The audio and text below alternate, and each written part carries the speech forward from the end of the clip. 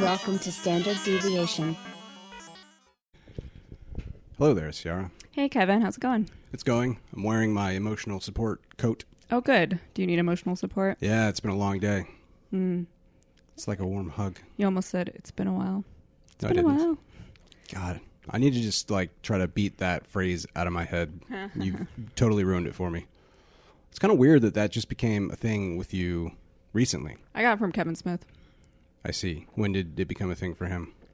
Well, he used to always say on his podcast, and I've been listening to his podcast since like 2010. That son of a bitch. He used to say it on his podcast. He spread that shit. Yeah. So irresponsible. You met Kevin Smith, didn't you? I have, yeah. At an airport. Yeah. I met him a couple times. Oh, yeah, yeah, that's right. Yeah, I met him. I saw him. I was going, where was I going? Flying somewhere. But I had a layover in San Diego. Yeah, you were going to, no, I don't know. Doesn't matter. I had a layover in San Diego, and I was just getting something to eat, and I saw him go to the same restaurant and grab something to go. And, nice. What was it? Was it some fruits? Oh, I don't know. But I just walked up to him, and I said, "Are you Kevin Smith?" And he said, he's like, "Yeah, do you want to take a picture?"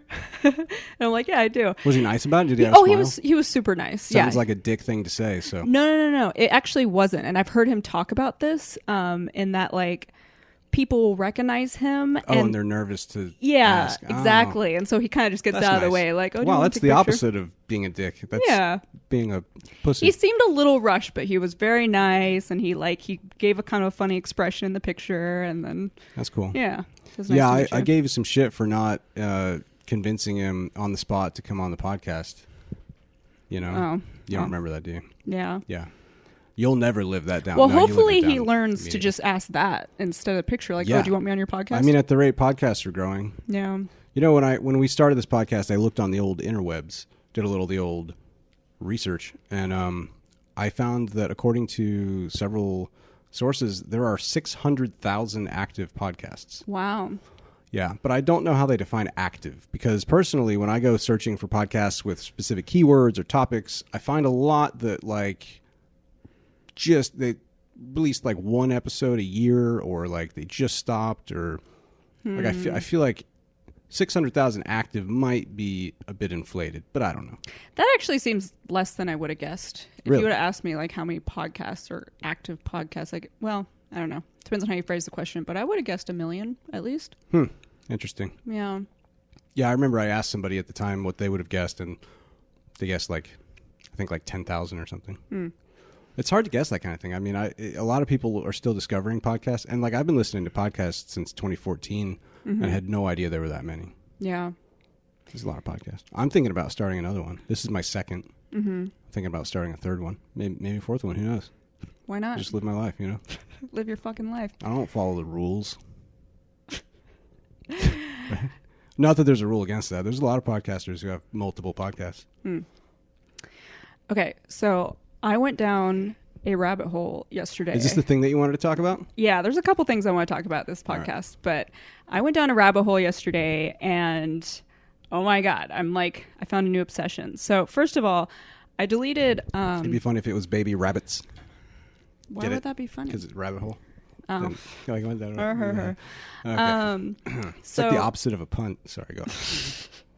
Anyways, so I deleted Twitter and Facebook off my phone because I was spending too much time on it. And so naturally, I've been just spending a lot of time on Reddit instead. That same shit happened to me. Yeah. I will say, though, that there was a bit more payoff with Reddit initially until I discovered all the boobs. And then it's like, fuck it, I'm installing Facebook again.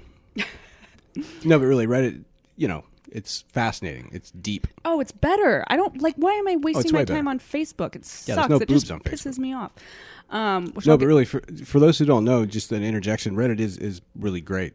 It's got its problems, but it's there's basically the way it's set up is there's a little community for every topic you can imagine. Sometimes several communities for one topic. And people get really engaged, and a lot of it's garbage, but a lot of it's really good. Okay, so the subreddit I discovered is called the Female Dating Strategy.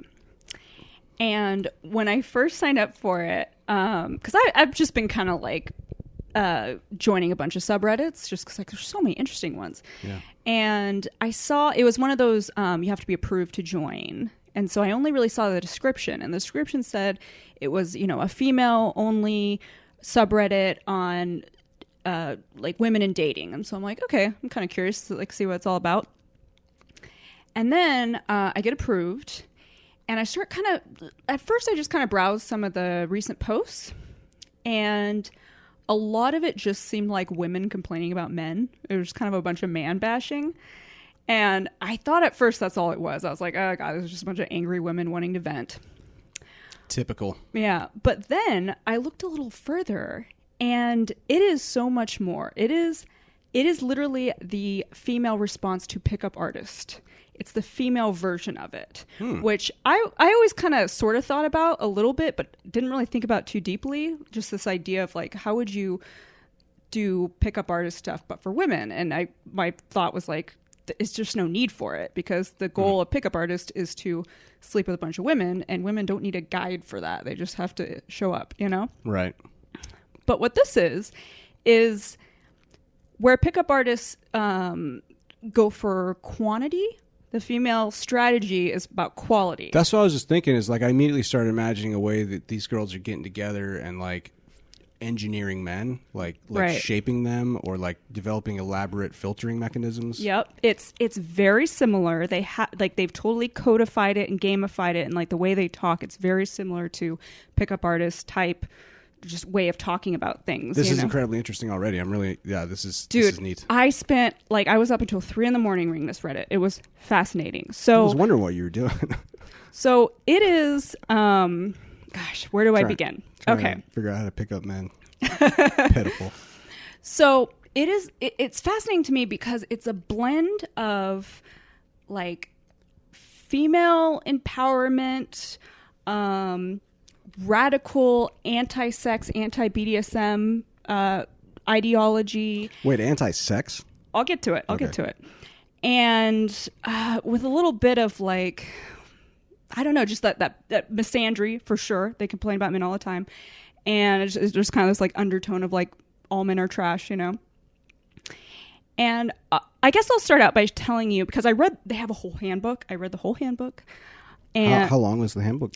So if you go to their Reddit page, they have like the handbook. It's the real female dating strategy. Well, this is their website. Oh, okay. On Reddit, it's the female dating strategy. It's FDS. Gotcha. I'll just read because they have 6 core principles. So I guess that's a good way to start. So it's so interesting to me because it's this interesting blend of ideologies, and the same way Pickup Artists will kind of like talk about men and women in evolutionary terms, like they do the same thing. Do you know, I just want to say what's so interesting is that the very first photo on that page was a seemingly nude woman in bed. And I was thinking like that seems like something I would see on a men's dating site. But then I realized this is an article about one night stands being unsatisfying or whatever. Right. And this woman is forlorn. But it's interesting that that could go in either direction. You know what I'm saying? Okay. So right, I'm going to talk about Just say you don't care. It's fine. Yeah, I don't. Okay. So the 6 core principles. So be a high value woman. So they have these terminologies like high value man, low value man, zero value man, which is like someone who's like taking away from your life. That's a negative value man. I was going to say. A zero value man is someone who's not adding anything to your life. And then a low value man is just like a man of low value. So they abbreviate that to like HVW or HVM. So be a high value woman. A high value woman is a woman who doesn't revolve her life around men. She has her own career, hobbies, and a great social life that fulfills her emotional needs. So if she does welcome a man in her life, he better be amazing. A high value woman also doesn't romanticize men's true nature. Therefore, she is cautious around them and wants them to prove themselves to her before she gets emotionally attached. So a lot of this is about like men need to invest in you. And it's this idea of like you have super high standards and you're just like cutthroat and ruthless about it. It kind of reminds me of in Fear and Loathing in Las Vegas when Gary Busey is he's a highway patrolman and he's chasing Hunter Thompson, and Hunter Thompson gives a speech about how you have to make the bastard chase you. So that is actually one of the other values. One question, though. It said they don't romanticize the true nature of men. Right. So that's where the whole like men are trash thing comes from. So when I looked at some of these posts, it was for instance, number 3 is most men are not of value to you. The majority of the advances you receive from men are not of value because the majority of them are for men who only want to use you for sex. So a lot of it is just this undertone of like men just want sex. They just want to use you. They're manipulative. And you got to filter through a lot of bullshit to find a high value man. That second part is certainly true, that most of the flirtation women get is worthless. Yeah. Mm-hmm. But I don't see how that necessarily translates to, I mean, are they saying that the true nature, what is the true nature of men though? Do they explain that? Well, just what I told you. If that's the true nature, then just be a lesbian. I wouldn't date somebody who just only wants to manipulate you into sex, you know? Anyway, I'm editorializing too much. Anyways, okay. Many men are sex-driven, low effort, and entitled. However, there are also men out there who can be amazing boyfriends and husbands who know how to be a man and how to take care of you in all ways. Let men chase you. So they're very much against asking out a man yourself, pursuing a man yourself. Men have to chase you. A man's role is to be a pursuer, the one to convince you that he's the right man for you. As a woman, you don't have to prove yourself to him. He either sees your value or he doesn't. The only thing that's within your control is working at becoming your best self. So I'm going to talk about what I like about this a lot and what I don't like about this. So I like this a lot. Like the empowerment comes in, they really push, have your own career, have your own interest, have your own hobbies, and that will help attract the best mate. And if it doesn't, who cares? You have your own life. So it's pretty cool. It's very much like, you know, if you want to be in a relationship, making sure it's the best one it can be. And if you can't find it, it doesn't matter because you're a queen and you're awesome. Yeah, I mean, I'd say essentially the same thing to men, if not for men's essential nature that makes them impenetrable to such rational language. All right, so ruthlessly... No comment on that? Nah. Right. Ruthlessly evaluate men. We do ourselves and humanity no favors allowing men to exhibit subpar behavior and being rewarded with our attention. Thus, be ruthless at cutting off men who have no value in your life. So this is something I like, too, because one thing I noticed was some of the most recent posts that I saw, there were these, like a lot of women will screenshot, like, some conversation they had with a guy on a dating app, and it's usually to be like, look at this asshole. But what I love about this subreddit is, like, normally when women get together and talk about dating, they're very validating, and they're very, like, supportive, and they mostly just say, like, positive things to each other and, you know, maybe shitty things to men. But in this subreddit, like, they don't tolerate what they think is bullshit from women. So, for instance, there was this woman, and she was on a dating app, and this guy messaged her, and he was like, hey, I'm about to go, it's the first time messaging her. He's like, hey, I'm about to go paddleboarding in like 30 minutes. Give me a call, pick you up. And she's like, what? No, I don't know you. And he's like, oh, why would you just give me your phone number? And he's like, oh, do you think I'm a serial killer? And she's like, well, no, I don't know you. And he's like, come on, I'm not bullshitting you, blah, blah. Basically, he was just kind of aggressive, and he assumed if he, like, gave his proposal with, like, a time constraint that, like... I mean, I'm sure if you did that enough, it would work. But for sure. You shouldn't, like, make it a whole ordeal if she doesn't want to do it. Right. So she started, like, going off on him, being like, you're gaslighting me, because everything's gaslighting these days. People really lack confidence. That's what that is. So she just went on a rant just telling him off. And she posts this on the subreddit. And I think anywhere else she would have posted that, women would have been like, wow, what an asshole. Like, fuck that guy. You told him.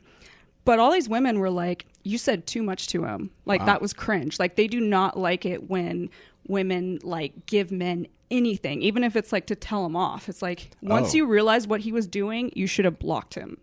Yeah, I could see that. Yeah. You know, because there's also guys who get off on conflict. Like, they'll just go around being creeps or aggressive or starting arguments. And, you know, don't feed the troll. Exactly. And so they're really strong about that. And they'll tell women that. They're just like, nope, that's not queen behavior is what they call it. Yeah, I mean, I can tell you, and I'm not to compare myself to a woman. I have no idea what that's like. But I will say that if a woman just immediately strikes me the wrong way, I'm not going to tell her that. Like, the conversation's done, you know? Yeah. But, you know. But women don't typically act like just aggressive assholes right off the bat. They don't really like push boundaries necessarily the way some men do. Yeah, no, that's true. And that's why it's definitely not an apples to apples comparison. But, yeah, broadly, just really in any environment, if there is that kind of friction that quick, why argue about it? You're going to win? You're going to change the man? Yeah. Well, it's just like you get frustrated and you want to vent. And their belief is like, do not even waste your emotional energy on that. Like, move on, cut it off, which I really like that. Yeah. Okay, this is where it gets kind of like, make him invest before sex. Don't have sex before commitment has been established if you're looking for a relationship, or if he has demonstrated value and investment if you're looking for friends with benefits. Now, this is actually the only time I've heard them talk about friends with benefits, so I'll get into that in a second. If a man is really into you and sees you as a girlfriend material, he will commit to you within 2 months or 3 max. If you're looking to have a dependable friends with benefits, you must still require investment from him so he provides you the respect that you want. So they strongly believe that you should not have sex with a man before he establishes commitment, in some cases even marriage. Before 2 or 3 months? Yeah, well, okay. So one of the cool things I think is kind of awesome about him is they strongly support and they insist that you should be dating multiple men at all times until one of them asks for a commitment. And it's this idea of provoking mate guarding instincts in men. So it's a way to kind of, well, not only explore your options, but also to manipulate men into developing like a mate guarding instinct. So like if they find that you're dating like an excellent long-term strategy. So if you're dating a bunch of men and one guy knows you're dating a bunch of men, then he'll be more competitive and do more to win you over. The thing I have a problem with that is I don't want to commit to anyone that I haven't had sex with because sex is important to me. Yeah, it's very important. I mean, but their whole philosophy is kind of this more traditional sex is a prize that women give men rather than something that they might, actively like and be important to them in a relationship. Wow. Yeah, this seems kind of regressive. Well, it's a mixture of things. I'll read the last one real quick. Generous men are non-negotiable. While we believe in having your own career and making your own money, a man still has to add financial value to your life and make you feel like he can take care of you. This means not splitting the bill and not dating financially challenged men. So they are very much against splitting bills. And even like when you get to a point of marriage, like they think like no matter how much the woman makes, he should be paying a majority of bills. Yeah. So it's this idea, it's a very old-fashioned idea that men are supposed to be providers. This is horseshit. And take care. It's so interesting to me, though. Like, I've never seen this before because it's just such an interesting mixture of ideologies. Because I've heard this whole old-fashioned thing of, like, women, should be more, a man's job is to pursue and a woman's job is to vet, and a man should provide for a woman and provide financial value, and sex is a prize and all that. But it's intertwined with this whole like female empowerment of like, you should date multiple men and figure out what you want and have high standards and vet men and take no bullshit from men. Do you know what? Here's something interesting. As you were reading through these, I was thinking it doesn't really sound like female pickup artistry. It sounds like kind of asymmetrical to that because it's a dating strategy. Yes. And granted, that kind of speaks to the central question of men and women and what they're after. But I would imagine, first of all, one point is I would imagine there are groups like this for men too who are actually looking for long-term partners of quality. Well, the pickup artist community did claim that, like when, so one of the main pickup artists was this guy Mystery, who Neil Strauss like talks about on the game and stuff like that. And for a while he had I think it was like a reality show on MTV or something. And I watched it like 10, 15 years ago. And I feel like they really kind of downplayed the skeeziness of pickup artist stuff. Yeah. And he kept making the point that like this is a way to basically seduce women. So if you want to sleep with a bunch of women, this is a strategy. If you're actually looking for a wife, this is also a strategy. Yeah. I think that's fair. It's kind of like, a hammer. You can build a house with it, or you can kill somebody with it. It's, if you know how to use it, you're better off. But it's up to the individual to be responsible or not. But the other point I was going to make is that now that I've gotten to the end and really like processed this weird shift backwards in time to Puritan values, or not Puritan, but whatever. I feel like it is more like pickup artistry because it's sleazy. It is. Yeah. It's like it is kind of the inverse version of the sleazy kind of male pickup artistry. It totally is. And I'm just reading you like their 6 core values, and these kind of sound like just pretty straightforward and kind of a nice. But if you get into the handbook, it talks about how men just want to manipulate you. They just want sex. They want to rape your children. Like, they want to rape your children? This is what, like, you've said 2 things now where I'm just like, if you believe that, just don't date men. Well, no, okay, hold on. Obviously they don't think all men. They just think most men behave this way. And sorry, I said the child rape. I kind of threw that in there like it was nothing. They certainly don't say all men want to rape your children. But like I read that they had a top 9 typical low value men, and they had like guys that are like a clinger and a user and blah blah blah, and guys who want to rape your kids. Hold on, let me finish. God. So they had all these categories of like typical low value men, and one of them was predatory, and it was basically just telling you to look out for red flags. And it didn't say like this guy will absolutely rape your kids, but these are these are red flags to look for this type of guy. Yeah. And worst case scenario, he might. Well, that is fair. Yeah, because I mean, there are a lot of psychopaths. Somewhere between like 1% and 5% of the population, and male psychopaths are probably more likely to be violent. Mm-hmm. So, yeah, pretty good odds that you're at least going to meet some psychopaths maybe every year if you get out a lot. And dating one doesn't seem unlikely. So yeah, and they do portray certain patterns. So right. So I was reading this and. Shit, you made me forget what I was going to say. Sorry. That's okay. So I was reading the handbook, and one thing I liked about it is they talked about with online dating, and this was actually something that I used to struggle with back when I used to online date, which was it was just such a fucking drag. Like first of all, I just really didn't like it. But I would go on these like 1-hour coffee dates with guys, just be like, all right, let's just get this out of the way, see if there's anything there.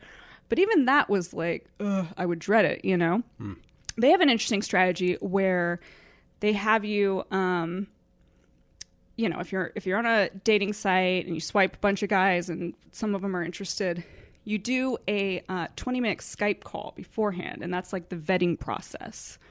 Okay. And so they talk about like, you want to...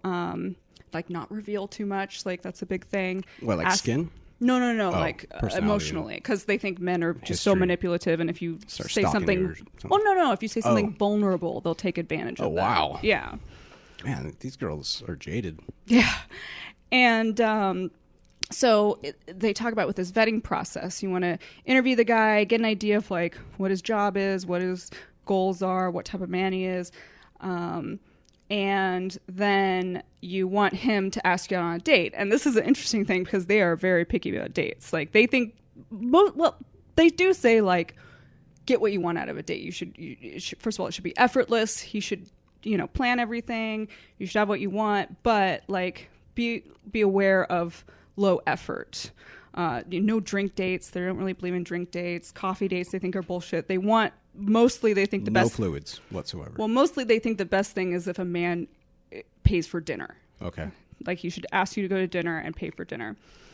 And if he doesn't do that, then like they have all these like things you should say back if he's like, so do you want to hang out or do you want to get drinks, which they consider low effort. And they have these like responses, which is like, oh, I thought we were going to date. I guess you have a different idea of what dating is. And walk away. God. Right. Anyways, I'm so fascinated by this because I've never seen anything like this. It came out last year. This is actually less than a year old, this Reddit thing. And really? Yeah. And it has over 50,000 followers right now. I think they just made their website. They have like a Twitter and an Instagram, but that's mostly empty. It's probably like 49,000 people making fun of it. Well, they'll have like dudes sneak in, and every once in a while, they'll say something, but they have moderators that just like delete it, and they strongly encourage her, like, do not respond to them, like, do not give them your energy. But I think this is going to take off. Like, I think, I think this will have some traction. Did you say less than a year? Mm-hmm. Have you looked around to see if there have been similar things in the past? It kind of seems like there would be, but I haven't heard of it. I haven't either. I don't know. This is just something I stumbled across, and it's just super intriguing to me. And it's fascinating to me the way, like, women, like, the way they talk to each other. It's just very no nonsense. Oh, yeah. So I mentioned that they have kind of this like radical feminist ideology. They don't actually say like radical feminist, but it's straight out of their handbook, which is they're anti-BDSM, they're anti-porn, and they think, well, first of all, they think BDSM is just abuse. It's just an excuse for a man to abuse you. And no woman could possibly like that. What about? And then porn is just, it makes guys impotent, and it's just inherently degrading to women to do that. And then they conflate it with like human trafficking and how the porn industry is so horrible because there's all these human, trafficking victims. And yeah, maybe there are some women who choose to do that, but they are the vast minority. And it's mostly women that are being abused and manipulated. But then they start talking about OnlyFans. And they're like, oh, and OnlyFans. Girls just think it's trendy to do this. And it's like, okay, you acknowledge OnlyFans. You think those girls are trafficked? They're behind a fucking computer screen, like making their own money. I mean, I wouldn't be surprised if none of them are. Yeah. I also wouldn't be surprised if some are. But definitely not like fucking random porn sites. Mm-hmm. I mean, so I've recently become more and more aware of trafficking in porn, various negative effects of porn. I have a friend who I was telling you about who is constantly raving on social media about how evil porn is. And she's also a born-again Christian. No offense to born-again Christians, but that does kind of flavor my perception of her opinion of porn. But, her accusations that she's leveling are serious enough that I am curious, and I would like to spend some time researching how common is trafficking, and is porn somehow causing more trafficking? Yeah, it's my understanding there just aren't really good numbers on it, because a lot of the organizations that study it, they kind of have this ideology where they just conflate porn with sex. Like, they don't distinguish between sex workers and human trafficking victims. Yeah, and I wonder too that like it seems so. One of my concerns is that let's say there is trafficking and we should just like ban all porn or something. My concern with that is that the history of the human race is very much a history of rape and murder and lots of other terrible things. And also a lot of organized groups of people saying things like sex is bad and you should all be ashamed of yourselves for thinking sexual thoughts, wanting to have sex. Did you get Jesus's permission first before you masturbated? And, that's the kind of thing that leads to a lot of repressed aggression and confusion. And I think it has a tendency to go haywire. I'm not a social scientist, so I can't say to what extent that kind of religious puritanism influences and enhances rape and sexual crimes, trafficking, that kind of stuff. But I don't think telling everyone that they're wrong for being aroused by anything other than a marital relationship, it just seems like that's asking for more problems. Especially if porn is making men impotent, then, at least they can't rape anyone. Yeah. Make up your mind, people. Yeah. So they have these kind of, strict guidelines that, like, obviously I don't agree with all of them. But they are, they seem to be fairly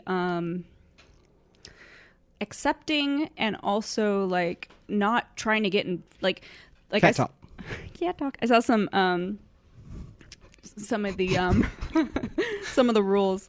For those who can't see, Kimiko just walked up on the table. Yeah, beautiful kitty. So they have these rules where they're just like, look, this is what we believe, and if you like, they'll have kind of a list of things like this is what we believe, and then they said something like, if you don't agree with like 20% of this probably isn't for you, and that's totally fine. There are plenty of other subreddits out there about dating that you can join. And I have seen there was one woman who was like, hey, I actually like BDSM.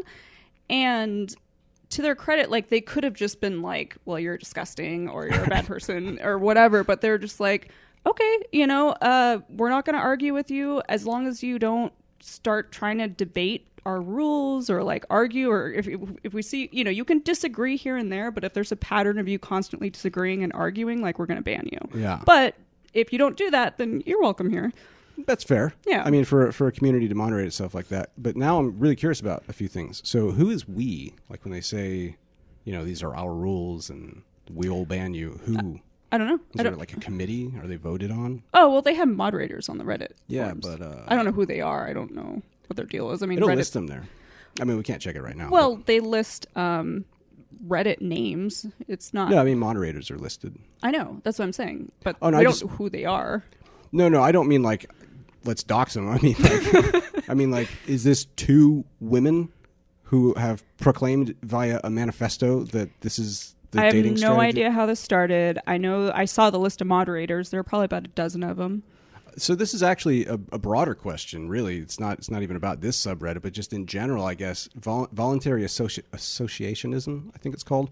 When people get together without a formal structure like a business entity or a church or something, and they do things like establish bylaws and rules and a constitution, I'm really curious to know, like, what happens next, especially in something like Reddit, where you can just go create a subreddit. You can create 20 in a day if you wanted to. Mm-hmm. And there's got to be a lot of chaos, but I imagine people probably, I guess somebody who's running a subreddit hopefully has maybe had some experience running a community.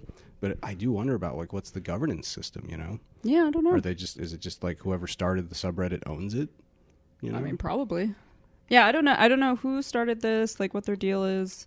This is interesting because it's also like, it's not just an ideology. It's not just like a page about an ideology. It's a page intrinsically formally linked to the ideology. So you could have like another one with a similar title about this for people to discuss this other subreddit. I assume you could do that. And it would be like a totally different thing. Could be better or worse, Well, I thought it would be interesting because like I said, I think there are some good like values here, some good just ways of living your life. And then other parts I'm just like, that doesn't make any sense to me.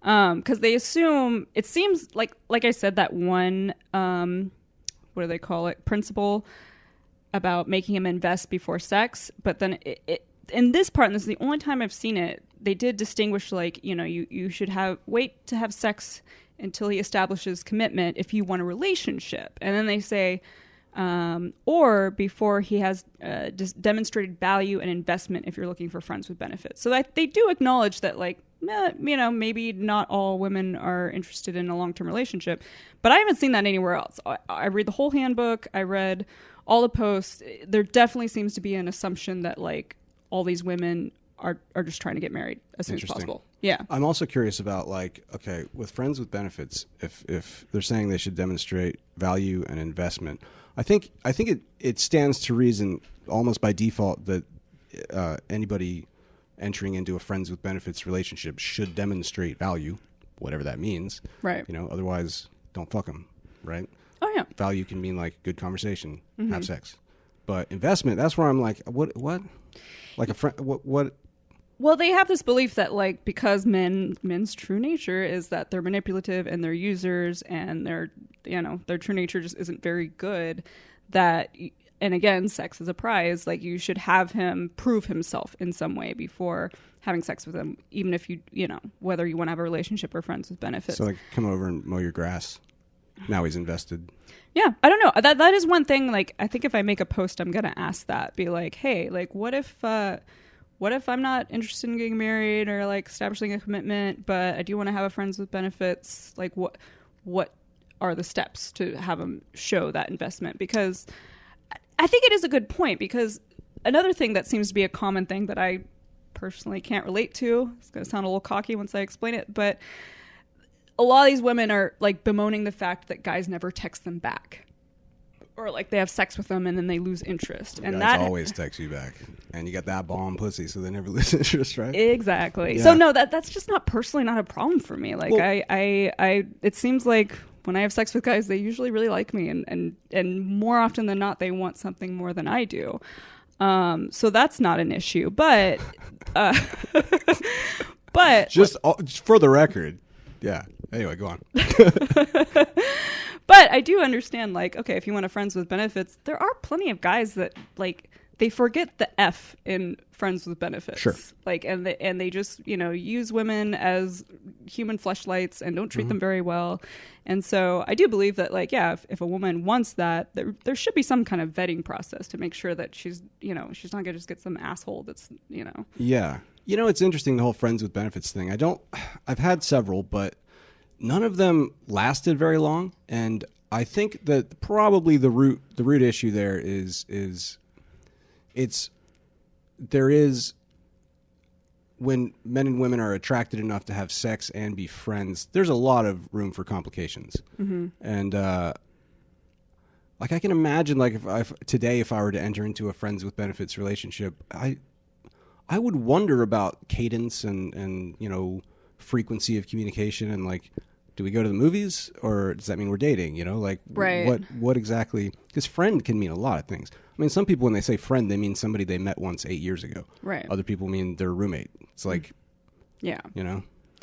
Yeah, and that is kind of, in my experience, the tricky thing about friends with benefits, because it's like, I feel like a lot of guys have a problem with, it's like they're either having sex with a girl and she means nothing, right, or he's having sex with a girl and he's developing feelings. And I think a lot of guys have a hard time just like navigating that. Well, no, just splitting the difference. Like, can't you treat a woman with respect and treat her in a friendly manner and be friendly and be someone that you would want to hang out with even if you weren't fucking her, and be fucking her? And also fuck her. Yeah, yes, I can. Answering for myself. Yeah. Yeah, well, not people aren't really like you, Kevin. But yeah, I don't know. It's weird. I don't know. It's just. I think for me, probably like what I like to come back to, one of the things that I personally have invested a lot in the last few years, not just when it comes to sex or relationships, but in general, being vulnerable and open with communication is more and more important to me. And in these kinds of situations, you have no idea what somebody's intentions are, or why they're not texting back, or like what kind of shit they're seeing and whether it aligns at all with what you're seeing. And if people are just willing to put themselves on the line and just be vulnerable and open, not like, you know, you don't want to overdo it. Might take a couple tries to get the tone right, but you know, just say how you feel and ask some blunt questions. In my opinion, is if they can't handle that, like if you're genuinely open and curious and willing to hear, you know, whatever they have to say, not just starting an argument, if they're not cool with that kind of open, vulnerable conversation, then you shouldn't be fucking them, really.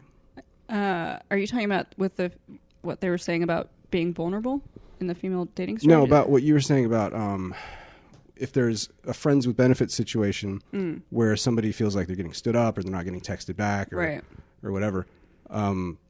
Or in the opposite situation where somebody's too clingy or they're too emotionally involved. In either case, I know it's hard, especially when you're not used to it, but just being open about that, whatever thing is you're feeling, especially the earlier the better. Yeah. Because it's going to build a foundation for the relationship. If it does go anywhere, you can fall back on this framework of communication, but then also you can prevent a lot of problems if that doesn't go well. Right. Like if an open, vulnerable, honest conversation doesn't go well, then right. And you just met, you know, fucked once, then maybe move on. Yeah, I agree with that. That's my manifesto. Somebody transcribe that and email it to me. So this is, I'll read their mission statement. Our mission is to deconstruct toxic and self-sabotaging cultural narratives that inhibit women from living their best lives and entering relationships that truly benefit them. We believe in promoting self-advocacy, discarding victim narratives, and best serving ourselves and our future children.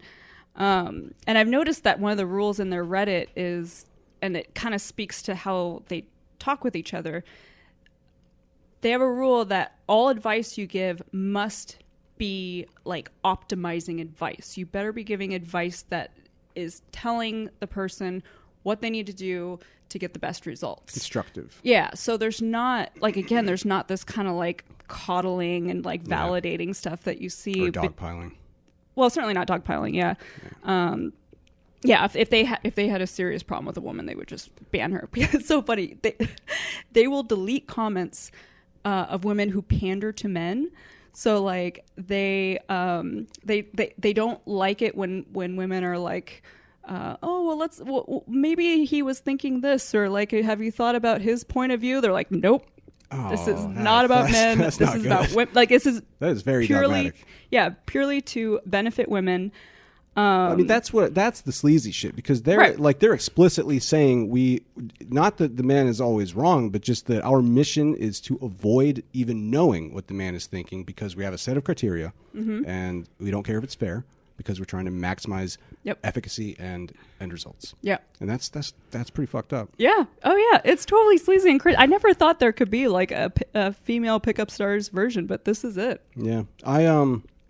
I like the mission statement. Yeah, it's and nice I was thinking, like, I would say that applies to everyone, or I would support that kind of mission for any gender, right up until the end, because I don't personally plan on having kids, but that's a personal thing, right? Or it might be a somewhat man thing as well. But regardless, that's trivial. Well, for me, yeah, because I'm a man. Yeah, I've seen them also supporting women that are like, I don't know, I can't find a high value man, but I really want to have kids. They're like, fuck men, go to a sperm donor. So they're all about that.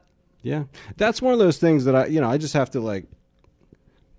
I consider myself a pretty open-minded person and a critical thinker, but I have a lot of biases, like anybody. And there's stuff like just talking about men and women dating I've just realized some of the stuff I don't know, but yeah, like wanting kids that bad is just one of those things. I just accept that a lot of women want kids that bad, and some men. But I don't even understand. It's so weird. I mean, it sounds like well, it's the biological clock. It is pre-programming. It's probably like how I like to fight. Probably that's more common in men, and probably a lot of women are just like, what is this creature? Right? Why would they want that? Yeah. I don't know how you don't want to fight, or how you want kids. Get out of here. I can't relate to either of them. I mean, if I ended up with a kid, then I would definitely, that would be the beginning of a new life for me, and it would probably turn me into the best person I've ever been. But I don't want that, like I don't want to improve. No, I want to improve, but I don't. The thing is, like, if I had a kid, I would take that so seriously. I like to think I would do great in that situation. I can't claim that necessarily, but I do know that I would try harder at that than anything I've ever done or will do after that. But that's because I understand, the obligations. Yeah. And I was a pretty mentally ill kid, and not because of my parents, but I think I have a lot of compassion for kids and how sensitive they are to influences. So I would take that shit extremely seriously. Sure. But I do not want kids. I had a woman on a dating app tell me, it was on OkCupid, and I had wants kids, no. And she said that signified a lot of confidence. What did? It took me back. I didn't want kids. Oh. Apparently, I guess a lot of men are like, they don't want kids, but they pretend they do. Oh, interesting. So that they can bag a wife, right, or something. I don't know. It was kind of sad. Yeah, it is really sad. I think it probably depends on like where you live. Like I feel like in most like densely populated cities, there's just so many. It's more common that women don't want kids, and so you don't really need to lie. But if you're like I lived in the deep south at the time. Yeah, exactly. Yeah, that's a good point. Yeah. I always forget that shit. I grew up in Florida. Don't judge me. And people judge me. They do. Well, they should. Especially Canadians. You're trash. Yeah, and I judge Canadians. Do you know why they're so polite? Because they're passive aggressive. Just kidding. I love Canadians. Really, really I do. Anyway. Wow. True feelings came out. Especially in Montreal. Never seen so many beautiful women in my life. But that's neither here nor there. What were we talking about? Men pretending to want kids in the Deep South. Oh, right. In the Deep South. There's a lot of stuff. When I moved from Florida to New York and then Portland, Oregon, that I like talking to you and talking to people in New York and just talking to other people from other places more, I've realized like how bad the dating pool is in Northwest Florida. It's bad. There's some great people there, of course, but you don't notice the cultural weight or the lack of cultural depth until you get places and see people's reactions to the things you say about dating. And I guess what I'm saying is if you live in Florida, try to get out. Get out of there. But don't come to Portland. Yeah, we Go have to enough New York. people here. Yeah. Unless you're hot. Well, I think that's all I wanted to say about female dating strategy. Oh, cool. Yeah, I'm just so into it. And you know that I was like fascinated by pickup artist stuff. I read The Game, which I like Neil Strauss as a writer. But, you know, it sort of inspired me from there to read other books written for men about picking up women just because I just find it really interesting. So yeah, stumbling across this, I was just so fascinated by it. I do want to share one other thing that popped out at me. They were talking about how you should always date multiple men until you're ready to commit. Until they offer commitment. Right. And Yeah. hopefully you want that too. You're not just waiting for somebody to commit, right? Well, you are, but but they have a 3-month max, right. and Do if they they have don't, spreadsheets or something, they have like I haven't- reminders, I like, haven't- oh, this one is not due yet. Have to I haven't reject seen that offer. spreadsheets, but they do believe like if a man doesn't offer his commitment within 3 months, then ditch him, block him, you're done. Okay. Anyway, on. so that reminded me of I haven't been in very many relationships. Really, only one that lasted beyond like a few months. But two things came to mind. There was one time a few years ago, I was sort of dating this girl. We were in like early courtship period. We weren't like, physical or anything, but we were hanging out a lot for like a week. And she invited me over to pick her up to go to a bar. And when I got there, I met the other guy she invited over to go to the bar as a group. And then we got to the bar and met the third guy she invited to go to the bar. Oh, she was trying to instigate mate guarding.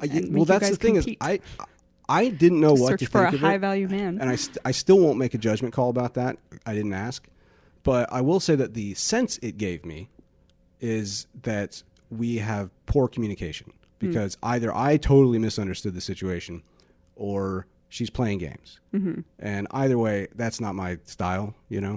And based on, so me and the other guy arrived at exactly the same time. And like we're walking up the sidewalk and then realized we're both going to the same house. And we just kind of both just like, fuck.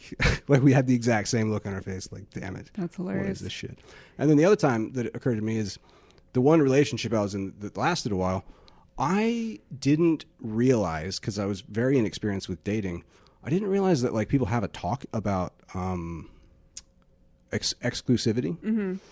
And so she brought it up one day and was like nervous because she wanted to be exclusive, and I had been exclusive just for like a month at that point. I just assumed we were hanging out all the time and dating, and I just kind of took it for granted.